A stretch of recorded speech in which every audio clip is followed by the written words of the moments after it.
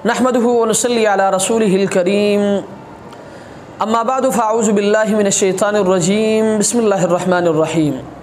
मुहतरम सामिईन व नाज़रीन, आज मैं अपनी तरफ से और आवाम अहले सुन्नत की तरफ से मुबल्लिग़ इस्लाम, वकील सहाबा, जय्यद आलिम दीन, मशहूर मजहबी स्कॉलर हज़रत मौलाना मुफ्ती तारिक मसूद साहब दामत बरकातुहुमुल आलिया को इंजीनियर अली मिर्ज़ा की हकीकत लोगों के सामने लाने पर और बिला मुकाबिला इंजीनियर अली मिर्ज़ा को शिकस्त फाश देने पर और सैयदना अमीर मुआविया रज़ी अल्लाह तआला अन्हु की और सैयदना अबू सुफियान रज़ी अल्लाह तआला अन्हु की वकालत का हक़ अदा करने पर और उलमाए हक़ उलमाए देवबंद की तर्जुमानी करते हुए इस तर्जुमानी का हक़ अदा करने पर मैं अपनी तरफ से और आवाम अहले सुन्नत की तरफ से मुफ्ती तारिक मसूद साहब दामत बरकातुहुमुल आलिया को मैं मुबारकबाद पेश करता हूँ।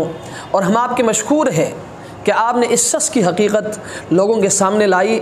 यकीनन हमें इस चीज़ का पहले से यकीन था कि लग़वियात बकने वाला शख्स और ये बेहुदा गोई करने वाला शख्स कभी भी उलमाए हक़ का सामना नहीं कर सकता। हमें इस चीज़ का पहले से अंदाज़ा था। और आखिर में मैं इंजीनियर अली मिर्ज़ा के फॉलोअर्स से गुजारिश करूँगा कि आपने जिस रास्ते का इंतखाब किया है यह रास्ता गलत है। आपने जिस शख्स के दामन को पकड़ा है ये शख्स झूठा है और जो रास्ता ये आपको दिखाता है वो रास्ता गलत है।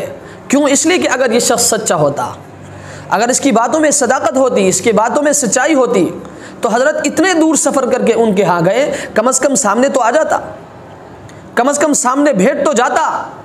48 घंटे वहाँ गुजारने के बावजूद उस शख्स का अपने दरवाज़े हज़रत के लिए बंद करना और सामने न आना, ये इस बात की दलील है कि वो बंदा झूठा है, उनकी बातों में सदाकत नहीं है, उनकी बातों में सच्चाई नहीं है। आज भी आपके पास वक्त है कि आप तौबा करें और उलमाए हक़ की इत्तिबा करें। अल्लाह तबारक व तआला हम सब को उलमाए हक़ की इत्तिबा करने की तौफ़ीक़ अता फ़रमाए। वस्सलामु अलैकुम व रहमतुल्लाहि।